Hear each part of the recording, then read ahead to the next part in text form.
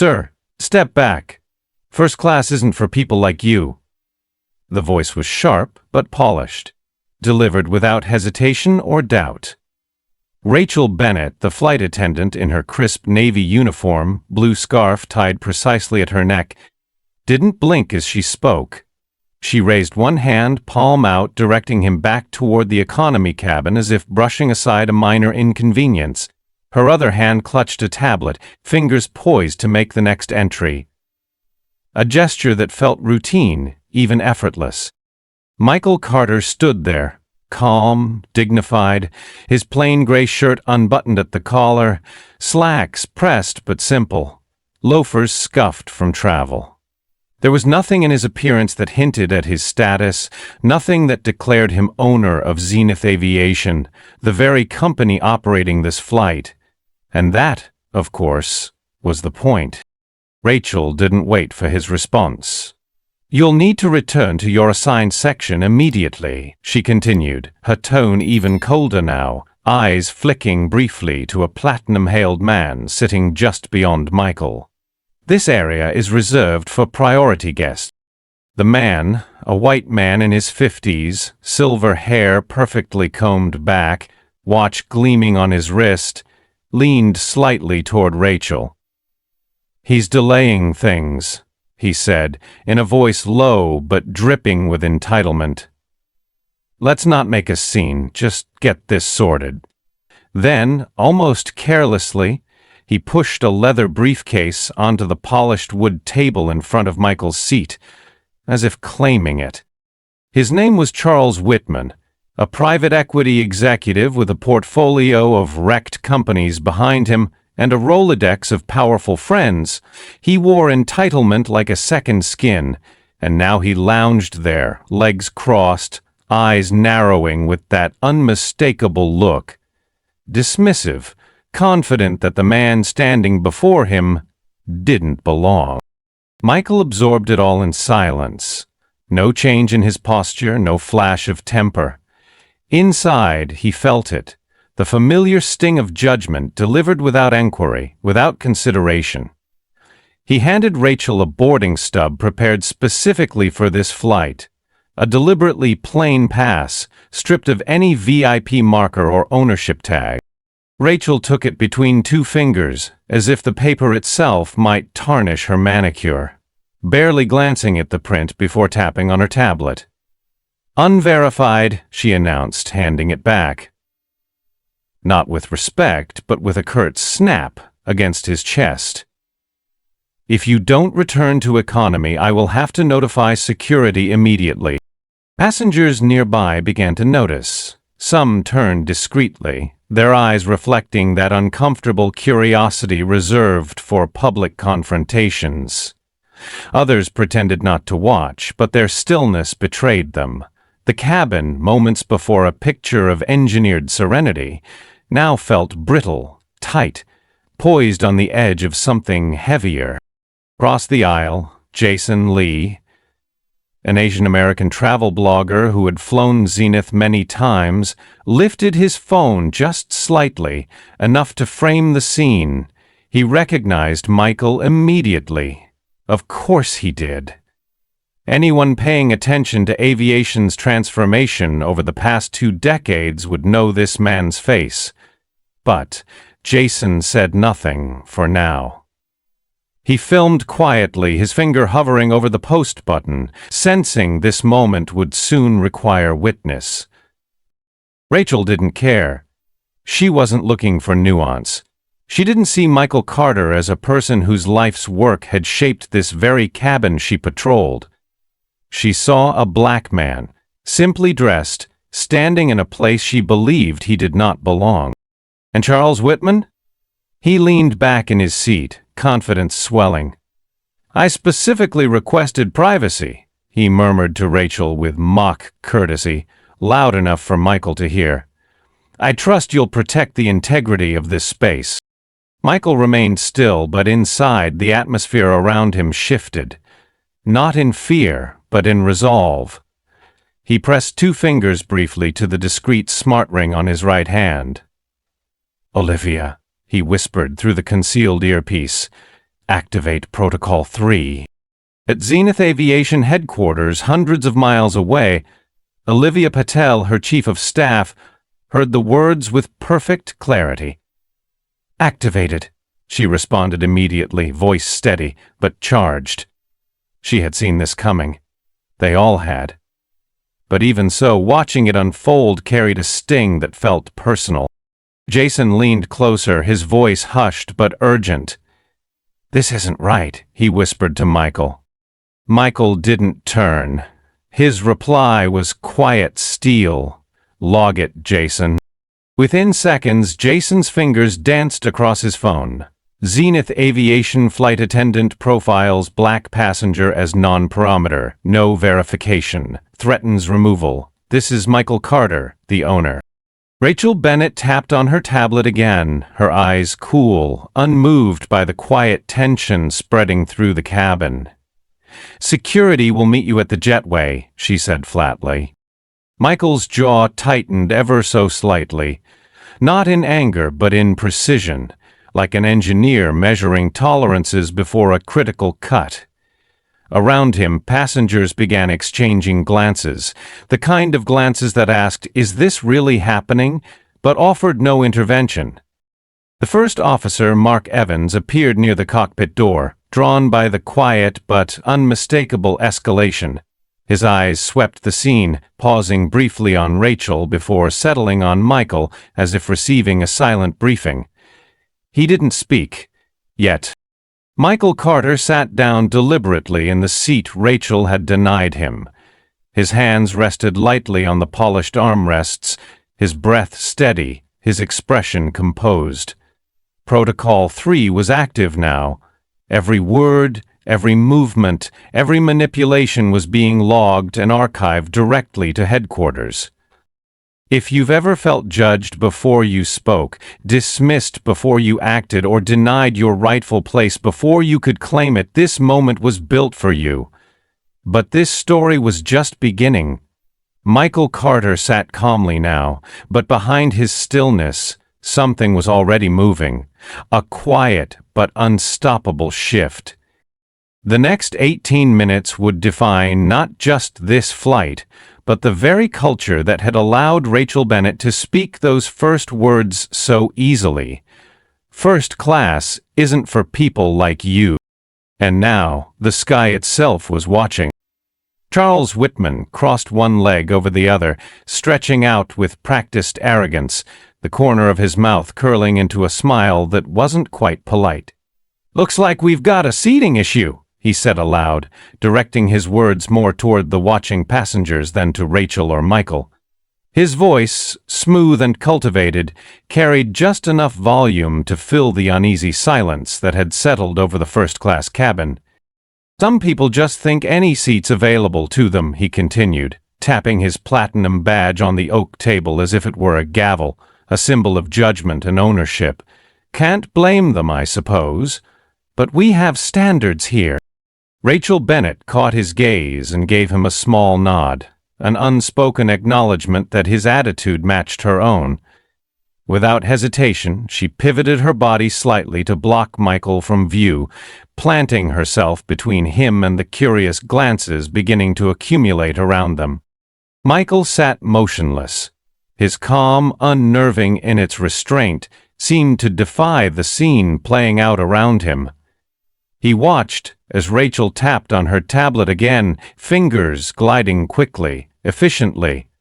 A moment later she turned to her colleague, First Officer Mark Evans, who had stepped quietly into the aisle, drawn by the escalating tension.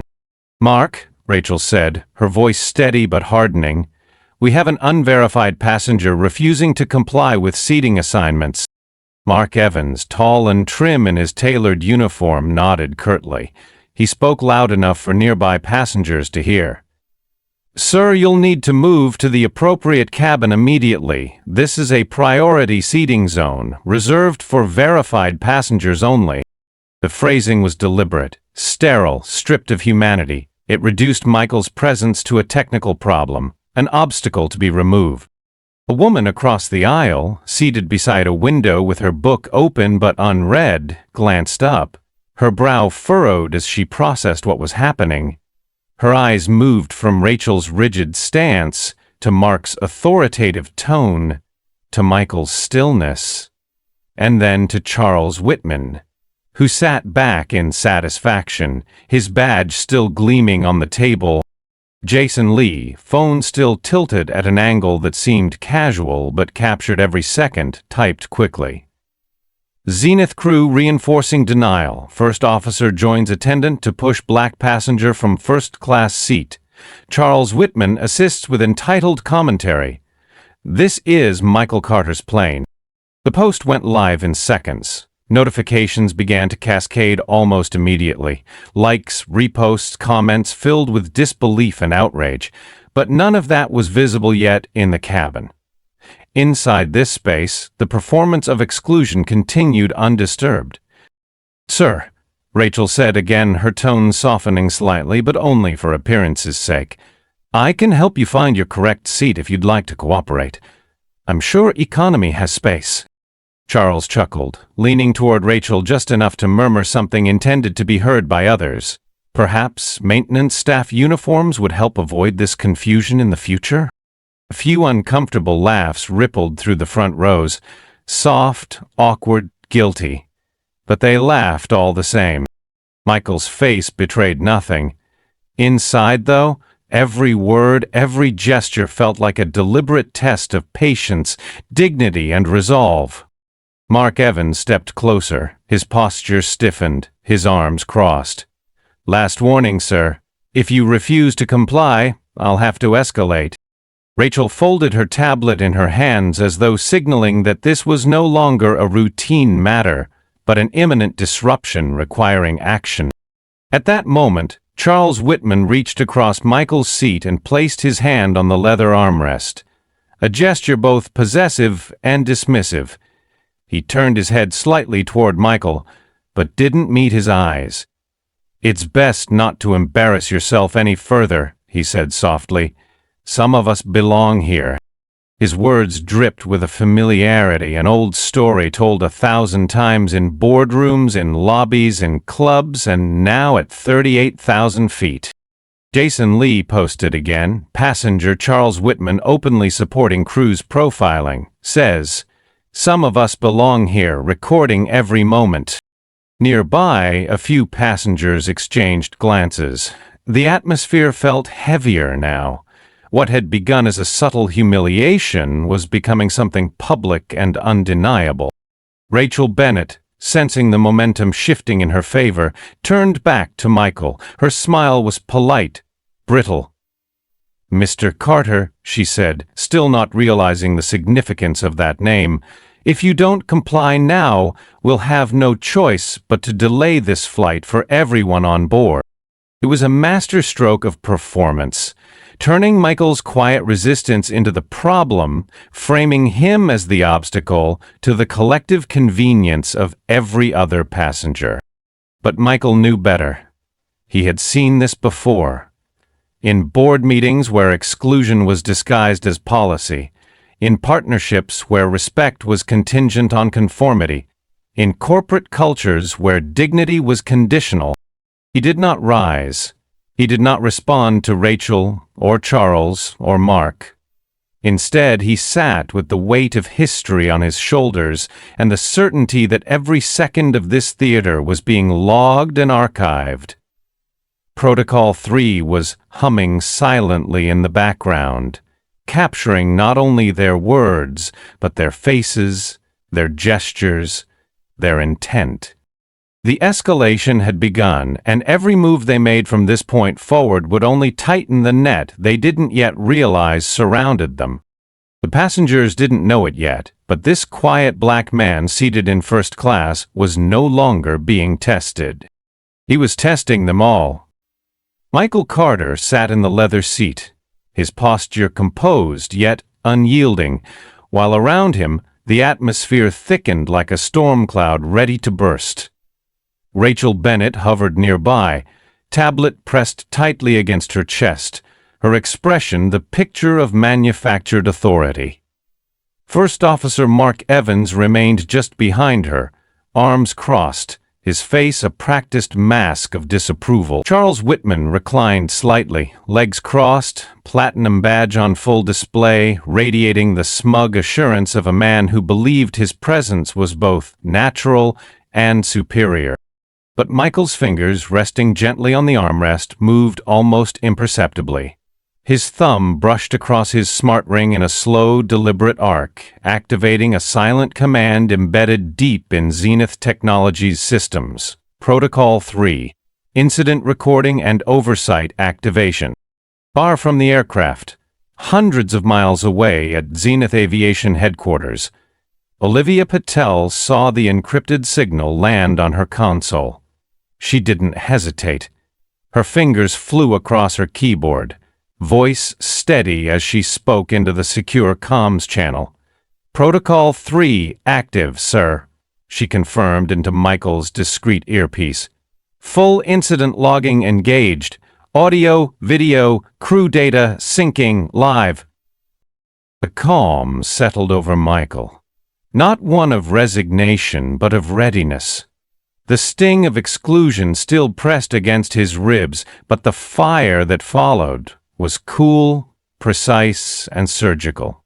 Every glance from Rachel, every dismissive nod from Mark, every condescending murmur from Charles would now exist beyond their control, preserved as evidence.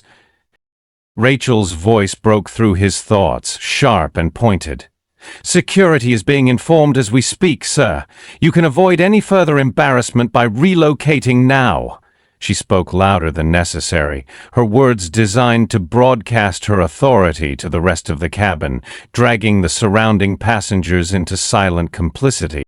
Jason Lee's phone caught every second, his hands steady despite the rising tension. His posts were already gaining traction online, but Jason knew this moment, this precise escalation, would define the entire narrative. His camera followed Rachel's every gesture, Mark's looming presence, and Charles's lazy smile, capturing the choreography of arrogance in real time. Meanwhile, Olivia's calm updates fed directly into Michael's ear. "Crew manifest cross-check complete. Your boarding stub was correctly registered as part of your audit. But Rachel's tablet shows your profile flagged as unverified entry 10 minutes ago. No system check performed. Manual override detected." Michael felt the implications immediately. They hadn't even bothered to follow procedure. They simply decided on sight that he did not belong. "Keep documenting," Michael murmured softly, loud enough only for Olivia to hear. She responded without pause. "Already underway. Claire Rodriguez is monitoring legal thresholds from her console. FAA escalation path prepared if necessary." Claire Rodriguez, senior legal counsel, wasn't watching idly. She was already preparing filings, ensuring that every violation of policy, every deviation from internal protocol, was archived and admissible. But the crew didn't know that yet. Rachel moved closer, her voice taking on a veneer of false sympathy. "Sir, we can help you find the proper seat if you just work with us. It's really not that difficult." Her smile was tight, controlled, a mask that barely concealed her contempt. Mark Evans stepped forward again. "Mr. Carter, this is your last warning. Refusal to comply will result in immediate removal from this cabin under Zenith Aviation Policy 7.23, Passenger Disruption."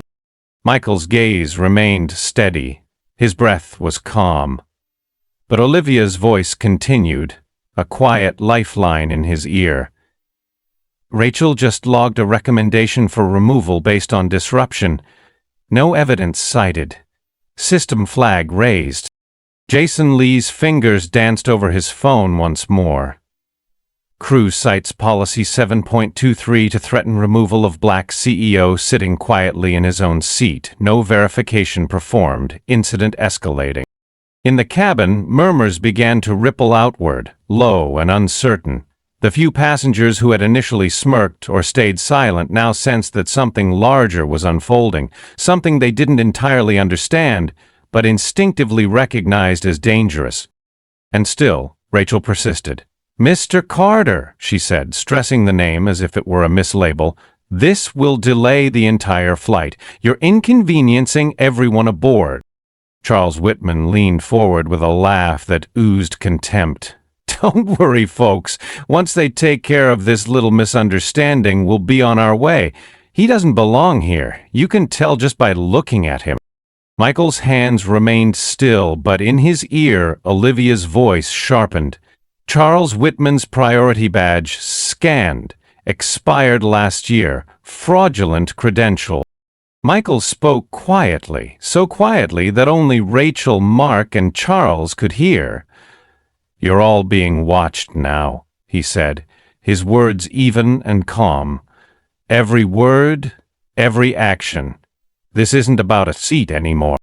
Rachel's smile faltered for the first time, a flicker of uncertainty crossing her face. But Michael wasn't finished. "Protocol 3 is fully active," he said softly. "This flight is now under internal corporate review." It wasn't a threat, it was a fact. And though no announcement had been made, though no formal declaration had yet interrupted the choreography of exclusion playing out in this polished, first-class cabin, the tide had shifted. Jason Lee looked down at his phone and whispered under his breath, "They think they're in control." But the truth was already clear. Control had quietly changed hands.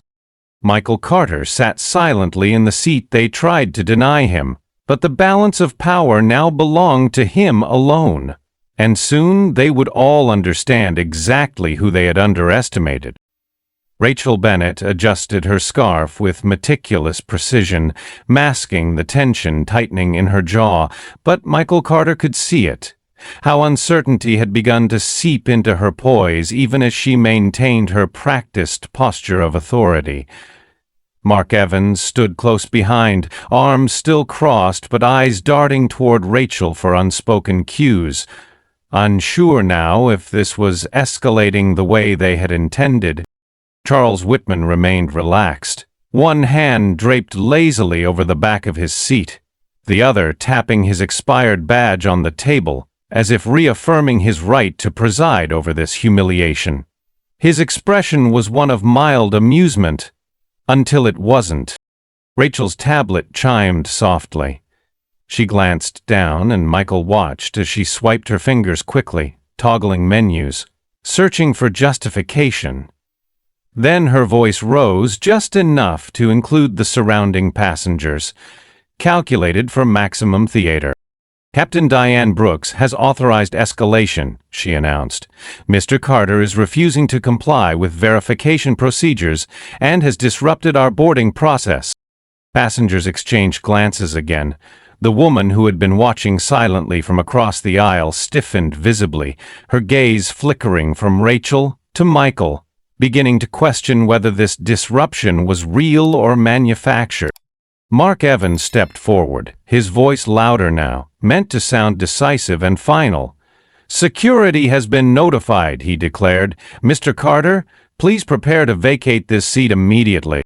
At that moment, Lucas Grant appeared, a tall, broad-shouldered man in a dark blazer with a Zenith Aviation security pin glinting near his lapel. He moved down the aisle with the heavy-footed stride of someone who relished authority and confrontation. "It's Mr. Carter," Lucas said without preamble. "You are being asked to move. Please comply or you will be escorted off this flight." Michael sat perfectly still. His expression did not change, but the air around him felt sharper, charged. Olivia Patel's voice came softly through his earpiece. "We see the security escalation. Full video and audio from Lucas's body cam are now being mirrored at HQ. Claire Rodriguez is preparing documentation." Rachel tapped her tablet again, glancing down quickly as though seeking cover in policy citations that could no longer protect her. Michael saw it, the hesitation, the dawning realization that something was no longer unfolding according to her plan. But still they pressed forward. Lucas leaned down slightly, speaking in that quiet, aggressive tone designed to intimidate. "This is your last warning. We'll remove you forcibly if you don't cooperate." Charles Whitman couldn't help himself. He chuckled aloud, leaning back comfortably as he turned to a nearby passenger. "Sometimes people need a reminder of where they stand," he said with faux civility. "This is first class, after all." Jason Lee caught that moment, his phone capturing the sneer in Charles's voice, the tightening fists of Lucas, the icy professionalism cracking at the edges of Rachel's expression. His fingers moved quickly. Security deployed. Crew justifies action citing disruption, despite no escalation by Carter. Passenger Charles Whitman mocks Carter on camera. This is systemic. As if responding directly to that truth, Rachel spoke again. "This is not personal, sir. It's simply procedure." Michael's voice when it came was soft but deliberate. "What procedure requires no verification before judgment? What part of your policy allows assumption to replace evidence?" The question landed like a stone in the silent cabin. For a moment, no one moved. Lucas, irritated by the delay, stepped closer. "Sir, put away your device and vacate this seat. You're delaying our departure." Then, without warning, he reached out and struck the tablet resting on Michael's tray. The device clattered to the floor, the sharp sound like a slap across the cabin's collective conscience. A few passengers gasped audibly. The woman across the aisle covered her mouth with her hand. Even Charles froze briefly, sensing the crack in decorum this action represented. Jason Lee didn't hesitate. His thumbs moved fast. Security Lee just struck Carter's device. Physical contact confirmed. Assault captured on video. This is no longer policy. It's intimidation. Notifications surged in real time, far beyond the confines of the aircraft cabin. Olivia's voice returned, calm, but edged with urgency. "Lucas Grant has violated Physical Conduct Policy 4.7. Claire is filing the internal report now. FAA notification pending." Still seated, Michael raised his eyes, meeting Lucas's stare directly for the first time. "You've crossed a line," he said softly. "And you've done it in front of witnesses, cameras, and history itself." Rachel stiffened. "Lucas, proceed," she instructed, her voice sharp now, almost panicked under its professional veneer. "Captain Brooks has confirmed removal authorization." But Michael didn't move. He didn't flinch. Instead, he tapped his smart ring twice. A deliberate signal that echoed all the way back to Zenith's headquarters. In that instant, Claire Rodriguez's voice joined Olivia's in Michael's ear. "Michael, we're escalating this internally. You remain seated. Their actions are now fully documented and being reviewed in real time by corporate counsel. FAA review has been alerted. Media coverage is already tracking." Jason's phone buzzed. The post containing Lucas's strike had surpassed 1 million views. Comments surged, many calling for identification of the crew, demands for answers, accountability, reform. Rachel glanced nervously toward Mark Evans, whose composure was beginning to crack. Charles Whitman shifted uneasily for the first time, checking his own phone as notifications began popping on his screen too, his smirk faltering just slightly. And still, Michael Carter sat calmly in the seat they insisted he did not deserve, surrounded now by their mistakes. Each one carefully recorded, amplified, irreversible. The line between policy and prejudice had been crossed. The charade was unraveling. But none of them understood yet just how thoroughly control had already slipped from their hands. Jason Lee sat with his phone steady in his hands, the glow of the screen illuminating the determined calm on his face. The cabin had fallen into an uneasy quiet after Lucas Grant's brazen slap sent Michael Carter's tablet crashing to the floor, but Jason knew this wasn't the end. It was the moment before the story cracked open. His fingers moved deliberately, stitching together video snippets from the last 15 minutes. Rachel Bennett's pointed denial, Mark Evans's posturing, Lucas Grant's aggression, Charles Whitman's smug commentary. Every word, every glance, every micro-expression of prejudice carefully captured and ready to be seen. He wrote the caption slowly, deliberately, knowing that this post would define what happened next.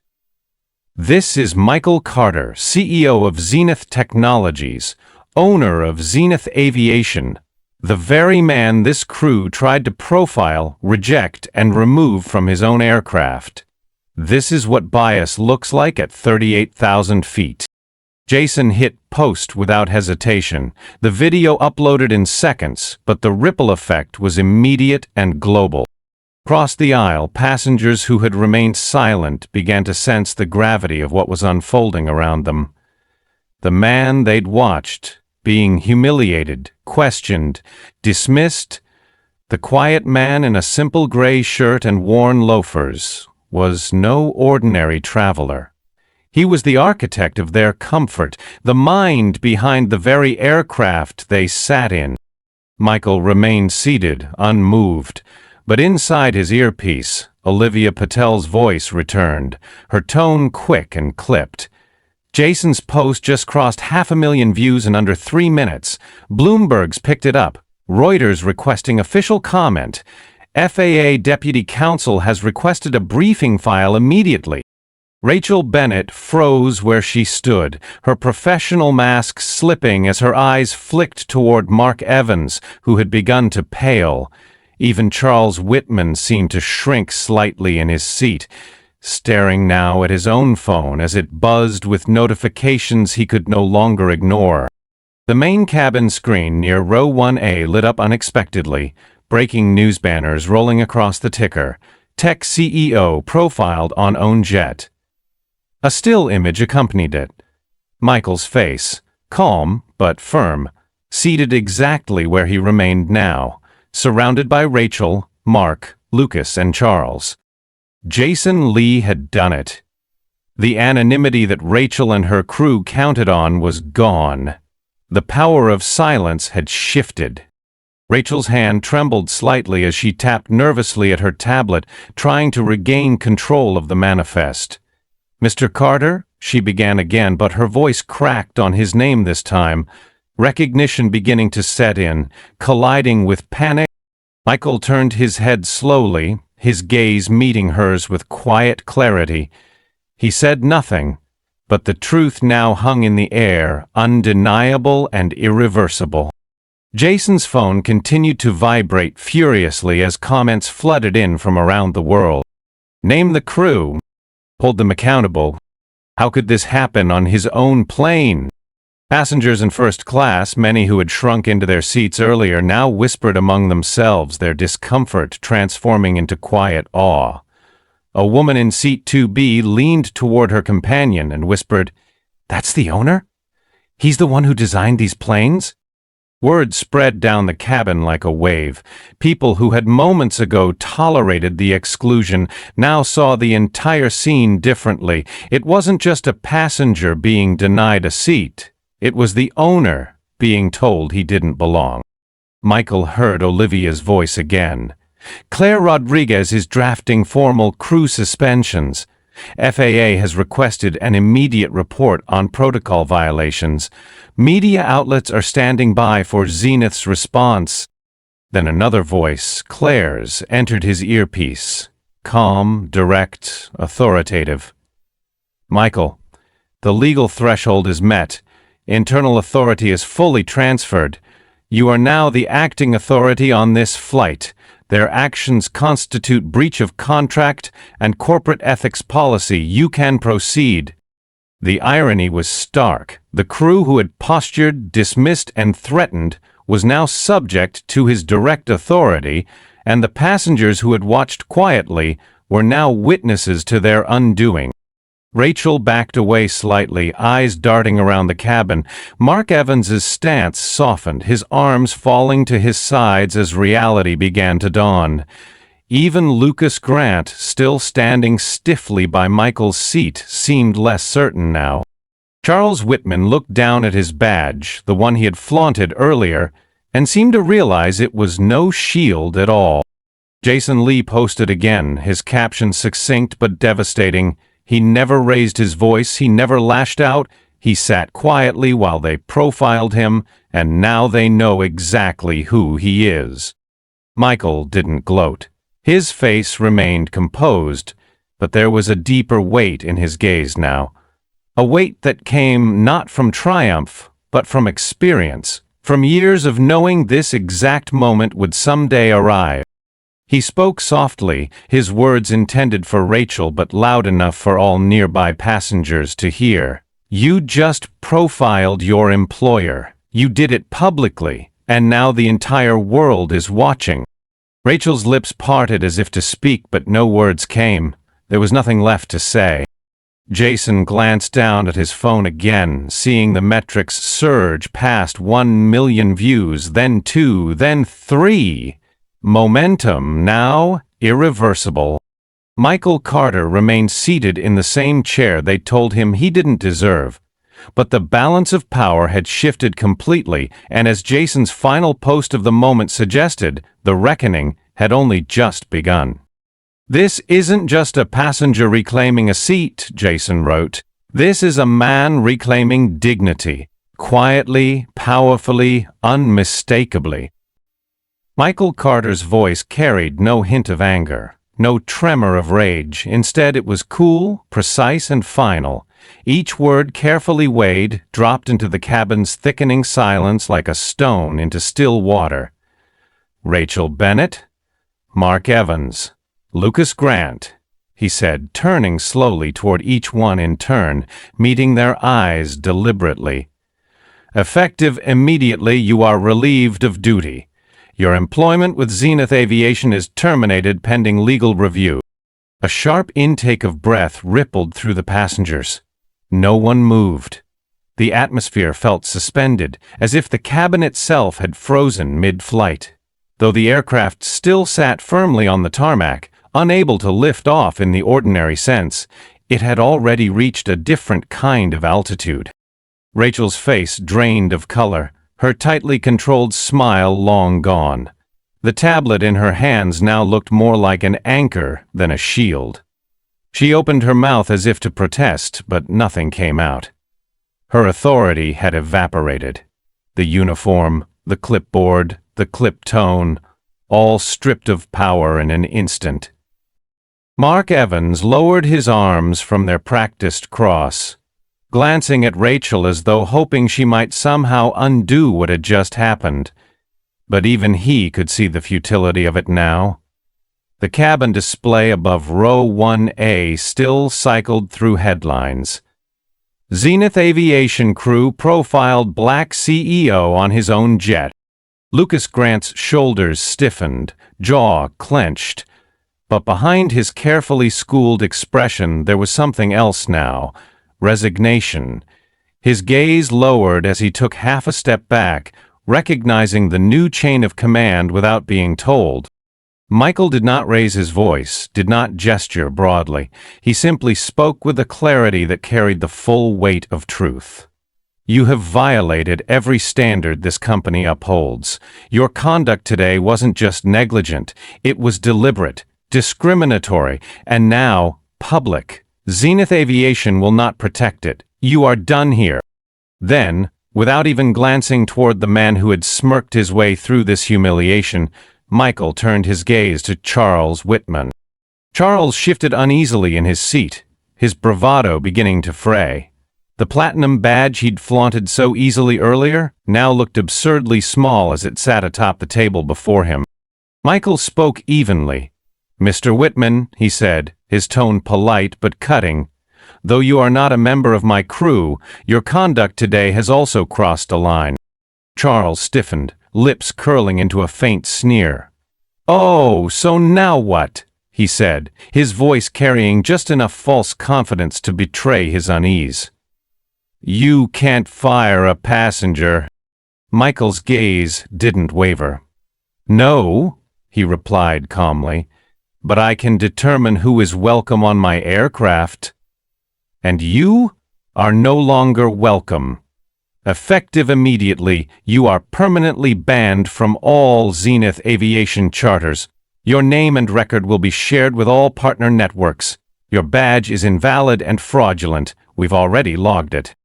Passengers nearby turned to stare directly at Charles now, their earlier hesitations replaced by a sense of shared judgment. The man who had laughed so easily before now sat visibly shrinking, exposed and humiliated. Jason Lee's phone remained steady as he captured every second, his caption already forming. "Michael Carter doesn't yell. He doesn't threaten. He delivers consequences quietly, precisely, and unmistakably."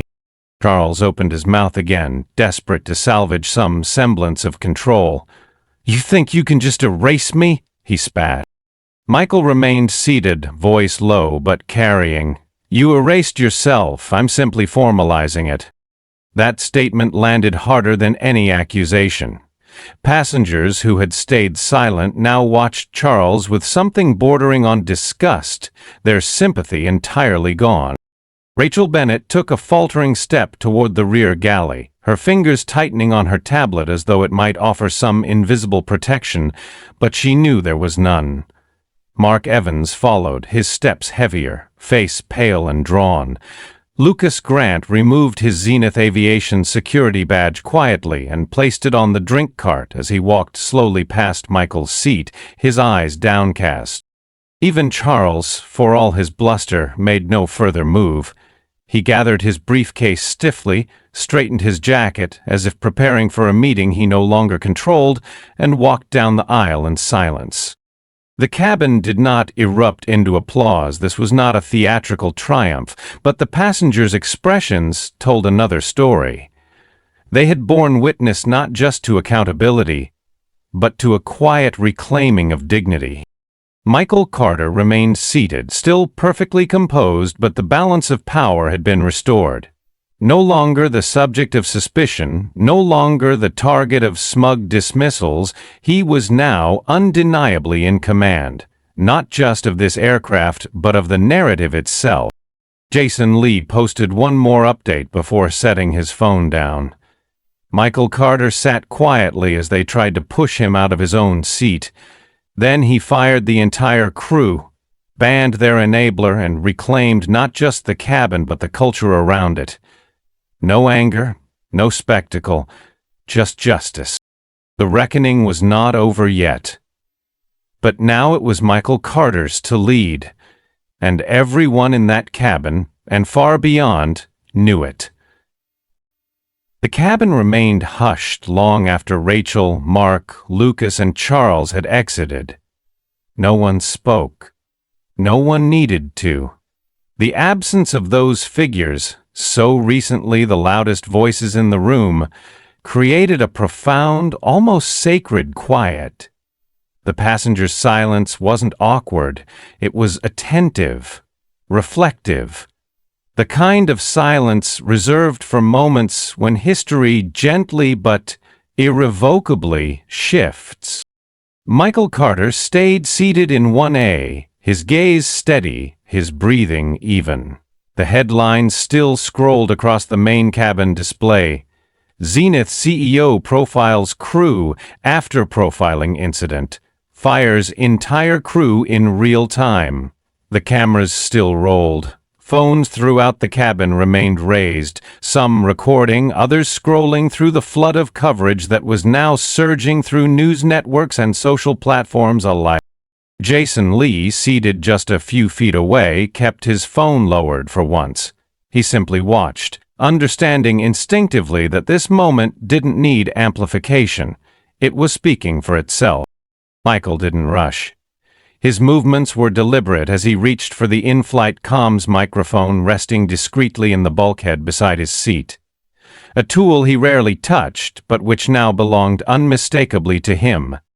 His voice came over the cabin PA system, calm and resonant, carrying not just authority, but intention. "Ladies and gentlemen," he began, "you've witnessed something today that none of us should ever have had to witness." He paused, allowing the words to settle. Passengers leaned slightly forward in their seats, drawn in by the gravity of his tone. "This wasn't simply about a misunderstanding," he continued. It wasn't about a paperwork error or a failure to recognize a passenger. It was about assumptions, about appearance, about race, about who belongs where. And those assumptions, left unchallenged, corrupt not just individuals, but entire cultures. His words were measured but sharp, like a craftsman cutting away at old rotting wood to reveal the structure beneath. But this isn't just about accountability for one crew or one flight, he said, his gaze sweeping the cabin as though to include every passenger in the weight of what was coming next. It's about rebuilding an entire system, a system that, for too long, has allowed bias and prejudice to masquerade as policy. Michael leaned slightly forward, both hands resting lightly on the microphone casing. Effective today, he declared, Zenith Aviation is launching the True Sky Initiative. The soft chime accompanied his words as the main cabin display shifted seamlessly, replacing scrolling headlines with a sleek new logo, a stylized horizon line cutting through a golden sky, the words True Sky, Equality at Altitude beneath it. The True Sky Initiative is not a promise, Michael continued. It's a system. Every Zenith Aviation flight will now operate under real-time auditing. Crew interactions will be monitored for compliance with ethical standards. Bias indicators will be logged automatically, and every passenger will have access to a transparent review system, visible both on board and online. The impact of those words was immediate. Even passengers who had remained silent throughout the ordeal now exchanged glances of quiet astonishment. This wasn't a press release. It was a policy change happening mid-flight in real time. Jason Lee lifted his phone slowly and began typing, his post simple but potent. Michael Carter didn't just fire a crew today, he rewired the entire system. True Sky begins now. Michael's voice remained steady. We are also instituting mandatory diversity, equity, and inclusion training for every crew member, every pilot, every service professional who represents this company. No exceptions, no delays. His gaze hardened slightly, but his tone stayed composed. There will be no more tolerance for tolerance, he said. Only commitment, only action. Passengers nodded quietly, the gravity of the moment sinking deeper. And one more thing, he added, leaning back slightly in his seat as the cabin display shifted again, this time showing a map dotted with city names across the country. Baltimore, Detroit, Houston, and more. Zenith Aviation is establishing the Zenith Fund for Aviation Equity, a $30 million zero-cents initiative personally endowed to provide scholarships, mentorships, and career placements for underrepresented communities in aviation and aerospace. His eyes softened briefly, but his words remained clear. No young person with the passion to fly, to engineer, or to serve should ever again feel they don't belong in this sky. In his earpiece, Olivia Patel's voice chimed in quietly. Michael, FAA Deputy Director just issued a statement acknowledging and supporting the True Sky Initiative. Corporate bookings are already surging.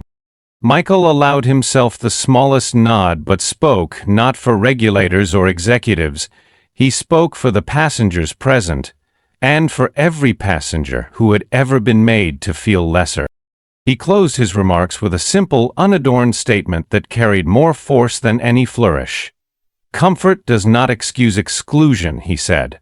Luxury cannot exist at the expense of dignity. At Zenith, that ends today. The cabin did not break into applause. Instead, it filled with something rarer. Respect, reflection, and a quiet collective understanding that they were watching more than a corporate announcement. They were watching a moment of repair. Jason Lee posted one final update for the hour. Michael Carter's voice was quiet, but the cabin will never sound the same again. True Sky is live. Equity is no longer optional at 38,000 feet. Michael set the microphone down gently. Around him, passengers straightened in their seats, their silence no longer uneasy, but aware, engaged, present. The reckoning had passed. The rebuilding had begun. The moment Michael Carter set down the microphone, a shift settled over the cabin, not loud, not triumphant, but weighty and unmistakable. The tension that had once choked the air gave way to a shared recognition. Something had fundamentally changed. The passengers remained silent, not because they were stunned, but because they understood they had witnessed a turning point, one that stretched far beyond the polished wood, brass accents, and leather seats around them. Jason Lee sat back in his seat, finally lowering his phone, for once content to simply observe. Across the aisle, a woman who earlier kept her eyes lowered now wiped a tear discreetly, while a man in 3C nodded slowly, as if affirming to himself that what he had just seen would remain etched in his memory. Michael Carter stayed seated, quietly listening as updates flowed into his earpiece from Olivia Patel and Claire Rodriguez. But this time, the updates were no longer defensive reports. They were confirmations of progress.